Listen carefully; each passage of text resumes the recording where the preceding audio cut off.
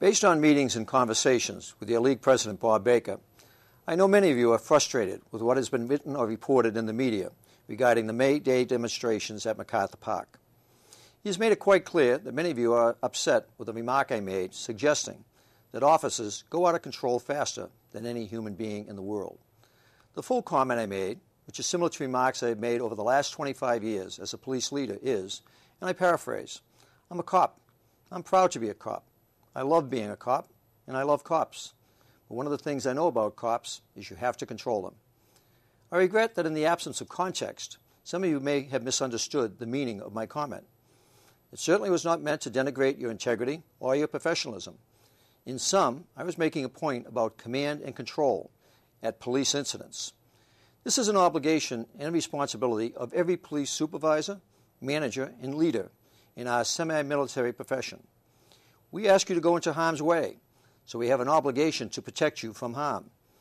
In moments of crisis and danger, our obligation is to ensure that whatever force you use is controlled and focused appropriately and legally, to effectively control you and your actions to keep you out of harm's way. As you all know, policing is a complex process and profession. It is my responsibility as your chief to keep the process moving forward in the right direction. I will not make excuses for some of the comments I have made regarding the May Day demonstrations. However, you deserve to know my thought process and intentions. Besides addressing your concerns and internal department issues, as your chief, I also have to address many outside interests, including the federal monitor, the police commission, the mayor and other elected officials, the media, the FBI, and the public. As you should know by now, my style is to be straightforward and speak candidly as I tell your story. I don't know how to do it any other way. Give me a good story to tell, and I will tell it. Give me something else, and unfortunately, I'll have to tell it like it is. In that regard, let me be very clear.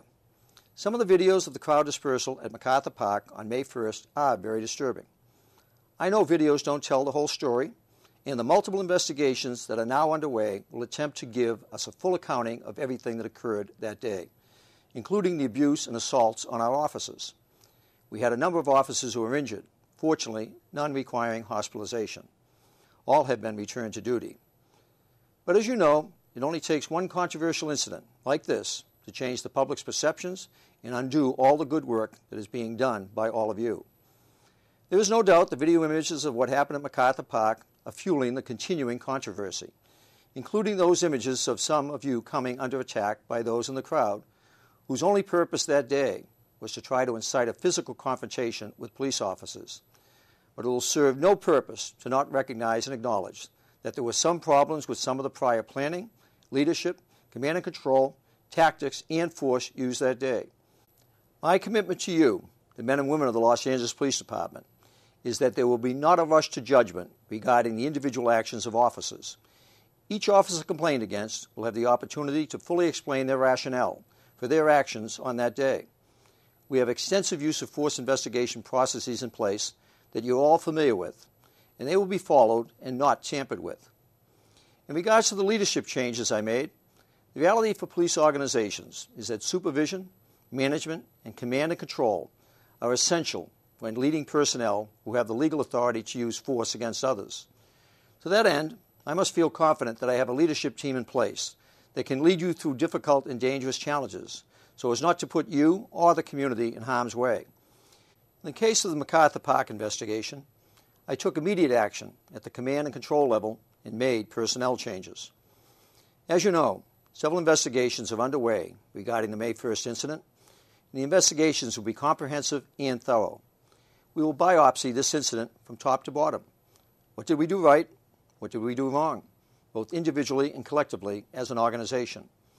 We will not condone the use of unreasonable force under any circumstances, but I will defend all of you who use force when it is reasonable. Policing is not easy, and it is not always pretty. There is no doubt that this incident has set our department back, but we must use it as a valuable learning experience. In the early stages of assessment, we have identified training and tactical issues that had to be addressed, and our goal is to quickly modify, enhance, and develop new training. Many of you have heard that Metropolitan Vision stood down following the May 1st incident. I decided to respond as I normally would have in the aftermath of a major use of force, in which the officers involved are restricted from field duty, awaiting my 72-hour briefing, and, if necessary, receive training. Last week, Metropolitan Division received updated training on crowd control and use of force, presented by experts within the department. Following the training, all but 3 officers were returned back into the field. In the weeks to come, all commanding officers will also receive a similar 8-hour block of training, and soon after we will provide training for all of you so that everyone is better prepared in the future. I've been in this business a long time, and clearly nobody does it better than you, the men and women of the LAPD. We need to work through this together, and we will. I'll be visiting as many roll calls as I can to give you the opportunity to speak with me personally. I want to hear your concerns and answer your questions. For most of our history, we have tried to do so much with too few resources. It has cost us effectiveness and efficiency, but it also says a great deal about the spirit and dedication of you, the men and women of this great organization. Despite being understaffed and under-resourced, daily you rise to the occasion and successfully complete your missions. The overwhelming majority of you do it with conviction, courage, and compassion. For that I thank you, and for the privilege of leading you in telling your story. President Harry Truman had a sign on his desk that read, "The buck stops here." Ultimately, I will be held accountable as Chief of Police for events in Macarthur Park by my chain of command, the Police Commission and the Mayor. I accept that. It goes with the job.